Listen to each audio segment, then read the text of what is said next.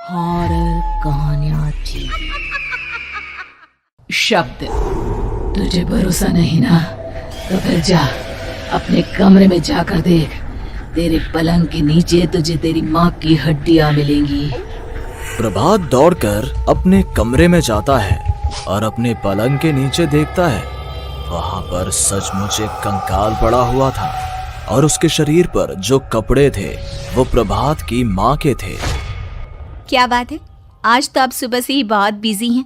ऐसा क्या लिख रहे हैं? बस एक फैमिली की कहानी लिख रहा था। जैसे हमारी फैमिली है ना, तुम, माँ और मैं, लेकिन थोड़े अलग तरीके से, क्योंकि ये कहानी हॉरर है और इसमें जो आदमी है ना, मैंने उसकी बीवी को मार दिया है। मतलब कहानी में ऐसा लिखा है। और जानती हो, उसके बाद जो बीवी है ना, वो एक बुरी आत्मा बन जाती है।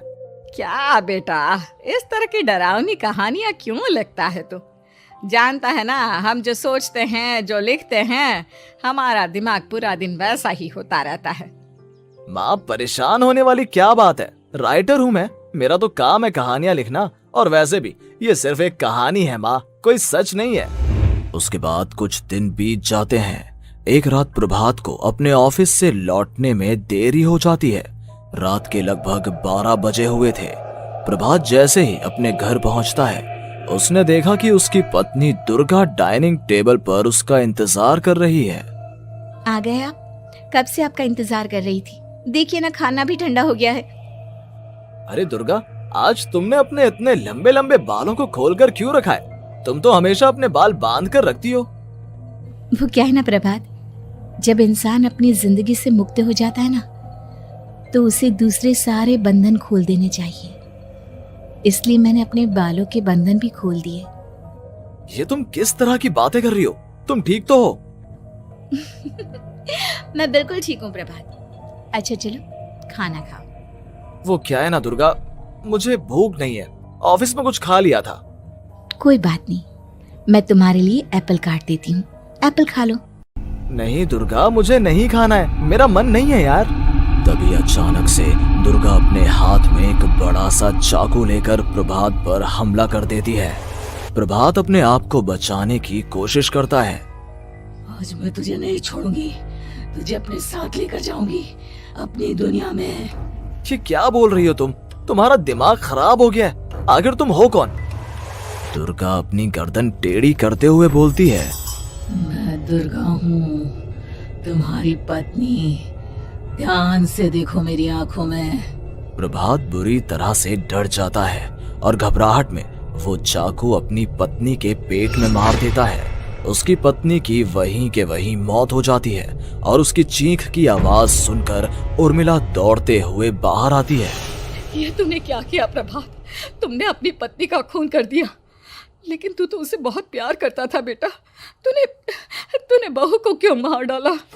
माँ, ये आपकी बहू नहीं थी, इसके अंदर कोई बुरी आत्मा घुसाई थी। मैं नहीं जानता ये सब कैसे हो गया, लेकिन वो मुझ पर हमला कर रही थी, मुझे मारने की कोशिश कर रही थी। माँ, मैंने कुछ नहीं किया। ये तूने क्या कर दिया बेटा? दुर्गा ने मुझे कहा था कि वो तेरी कहानी को उस कैरेक्टर की तरह एक्टिंग करके तुझे डराने की कोशिश करेगी। अरे वो तो तेरे साथ मजाक कर रही थी। हे भगवान, ये क्या हो गया? इसका मतलब दुर्गा। लेकिन माँ, मैंने जो कहानी लिखी थी उसमें भी ऐसा ही हुआ था।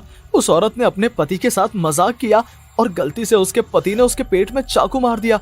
मेरी कहानी सच कैसे हो सकती है? माँ, मुझे बहुत डर लग रहा है। अब ये सोच, दुर्गा की लाश का क्या करें हम? अगर गलती से भी ये बात बाहर फैल गई ना, तो तुझे पूरी जिंदगी जेल की सलाखों के पीछे रहना पड़ेगा। एक काम करते हैं माँ, हम घर के पीछे वाले बगीचे में उसकी लाश को दबा देते हैं। अगर कोई पूछेगा तो कह देंगे कि उर्मिला अपने मायके गई और फिर एक दिन हम भी अचानक यहाँ से कहीं दूर चले जाएंगे। कोई नहीं आएगा हमें पूछने, कोई नहीं आएगा माँ, बाद में जो होगा हम देख लेंगे। प्रभात अपनी माँ उर्मिला की मदद से दुर्गा की लाश को अपने घर के बगीचे में गाड़ देता है। कुछ दिन तो ऐसे ही बीत जाते हैं, लेकिन एक दिन अचानक रसोई से आ रही कुछ आवाजें सुनकर प्रभात की नींद खुलती है। प्रभात ने देखा कि वहां पर एक लंबे बालों वाली औरत दूसरी तरफ चेहरा करके खड़ी हुई थी। कौन है? कौन है वहां पर? अरे कौन हो तुम? मैं दुर्गा हूँ प्रभात। क्या हुआ? मुझसे इस तरह के सवाल क्यों कर रहे हो तुम? तुम दुर्गा नहीं हो सकती। दुर्गा तो प्रभात, मैं तुम्हारी पत्नी हूँ, तुम मुझे कैसे भूल सकते हो? 4 दिन के लिए मायके क्या चली गई, तुम तो मुझे भूल ही गए। अब अगली बार ना मैं कहीं नहीं जाऊंगी। पता चला तुमने तो मुझे पहचानने से ही इनकार कर दिया। नहीं, तुम दुर्गा नहीं हो सकती। तुम दुर्गा हो ही नहीं सकती। मैं जानता हूँ ये सब क्या हो रहा है। मैंने अपनी कहानी में लिखा था कि उस आदमी की पत्नी की मौत के बाद एक बुरी आत्मा उसका रूप लेकर उसके घर में आ जाती है। तुम वही हो ना? और अचानक से खूबसूरत दुर्गा का चेहरा काला पड़ जाता है। उसकी आंखें लाल हो जाती हैं और पूरे शरीर पर बाल, लंबे नुकीले नाखून, उसके दोनों पैर उल्टे हो जाते हैं और बेहद डरावनी आवाज में वो चिल्लाकर कहती है, बुरी आत्मा, मेरा खून करके मुझे अपने ही घर में गाड़ कर तू मुझे बुरी आत्मा कह रहा है? मैं तुझे छोड़ूंगी नहीं। और अचानक से प्रभात के घर में बेहद डरावनी आवाजें गूंजने लगती हैं। घर में चारों तरफ बहुत सारी बुरी आत्माएं नजर आने लगती हैं। प्रभात घबरा कर अपनी माँ को आवाज देता है, माँ कहाँ है आप? जल्दी आइए माँ, देखिए ना ये सब क्या हो रहा है। प्रभात ने देखा कि अचानक से उसकी माँ कमरे से दौड़ कर आती है। क्या हुआ प्रभात? और ये लोग कौन है? इन सब की गर्दन टेढ़ी क्यों है? इनके बाल खुले हुए। प्रभात, ये सब लोग तो मुझे मरे हुए नजर आ रहे हैं। हाँ माँ, ये सब लोग मरे हुए ही हैं और ये ठीक वैसा ही हो रहा है जैसा मेरी कहानी में हुआ था। लेकिन मेरी कहानी के हिसाब से तो आप भी। अचानक से उर्मिला का रूप बदल जाता है। वो भी एक डरावने साए की तरह बन जाती है और बेहद डरावनी आवाज में चिल्ला चिल्ला कर कहती है, मर गई तेरी माँ। जानता है, कल रात जब तू सो रहा था ना, तो मैंने उसके शरीर का सारा खून पी लिया। अब बस हड्डियां बची है उसके शरीर में। नहीं, ऐसा नहीं हो सकता। ऐसा बिल्कुल नहीं हो सकता। मेरी माँ नहीं मर सकती। तुझे भरोसा नहीं ना? तो फिर जा, अपने कमरे में जाकर देख। तेरे पलंग के नीचे तुझे तेरी माँ की हड्डियां मिलेंगी। प्रभात दौड़कर अपने कमरे में जाता है और अपने पलंग के नीचे देखता है। वहां पर सचमुच एक कंकाल पड़ा हुआ था और उसके शरीर पर जो कपड़े थे वो प्रभात की माँ के थे। माँ, अब मुझे कुछ करना पड़ेगा। लेकिन मेरी कहानी में लिखा था कि माँ की मौत मेरे हाथों से होगी, पर माँ तो पहले ही मर चुकी है और वो बुरी आत्मा मुझे भी मार देगी। नहीं, इससे पहले कि वो मुझे कुछ करे, मुझे उसका काम खत्म करना होगा। प्रभात अपने हाथ में बड़ा सा चाकू लेकर उस बुरी आत्मा पर हमला कर देता है जिसने प्रभात की माँ का रूप लिया हुआ था, और अगले ही पल वो नीचे गिर जाती है और उसके शरीर से खून बहने लगता है। ऐसा नहीं हो सकता। एक बुरी आत्मा के शरीर में तो खून होता ही नहीं है। तो क्या सच में मैंने अपनी माँ को मार दिया? लेकिन अभी कुछ देर पहले तो फिर वो कंकाल किसका है? और ये कौन है? मैं पागल हो जाऊंगा। और अपनी माँ की लाश, इसका मैं क्या करूं? लोग पूछेंगे तो मैं क्या जवाब दूंगा? तभी वहां पर दुर्गा का रूप लेकर जो आत्मा थी उसने प्रभात से कहा, गाड़ दे अपनी माँ को ले जाकर उसी जगह जहाँ तूने मेरा खून करके मुझे गाड़ दिया था। जा, चला जा। घबराया हुआ प्रभात पागलों की तरह अपनी माँ की लाश को लेकर बगीचे में गाड़ देता है। प्रभात की हालत पागलों जैसी हो जाती है। वो अपने आप को अपने घर में बंद कर लेता है। कहानी के हिसाब से तो आगे ये हुआ था कि कहानी लिखने वाले ने उन बुरी आत्माओं से डरकर आत्महत्या कर ली थी। तो क्या मैं भी मर जाऊंगा? क्या मैं भी आत्महत्या कर लूंगा? एक काम करता हूँ, मैं अपनी कहानी का अंत बदल देता हूँ। हाँ, ये मैंने पहले क्यों नहीं सोचा।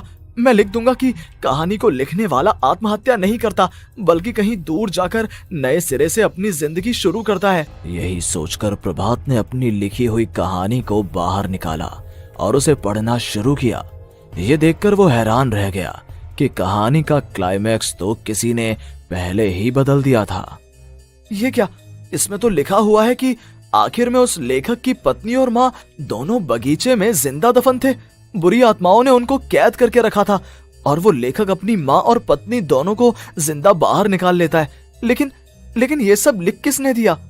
प्रभात दौड़कर बगीचे में जाता है और वहां पर खुदाई करना शुरू कर देता है। प्रभात देखता है कि वहां पर लकड़ी के 2 बड़े संदूक हैं और उनके अंदर से आवाजें आ रही हैं। प्रभात, प्रभात बचा लो मुझे, अगर थोड़ी देर और हो गई तो वो मुझे छोड़ेगी नहीं। बेटा देखो, मैं इस बक्से के अंदर बंद हूँ, प्लीज मुझे बाहर निकालो, वो बुरी आत्मा किसी भी वक्त मुझे मार डालेगी। प्रभात वो दोनों बक्से बाहर निकालता है और अपनी पत्नी और माँ दोनों को आजाद करवा लेता है। लेकिन तभी वहां पर अचानक से एक बेहद डरावनी और खौफनाक दिखने वाली औरत आ जाती है। तुझे क्या लगा था इतनी आसानी से अपनी पत्नी और माँ को बचा लेगा? बस 5 मिनट और उसके बाद अमावस का चांद आसमान में आने ही वाला है। लेकिन तूने इन दोनों को बाहर निकाल लिया, अब तुझे मरना होगा। नहीं, मैं जानता हूँ मैं नहीं मरूंगा, और अब आगे क्या करना है ये भी मुझे पता है।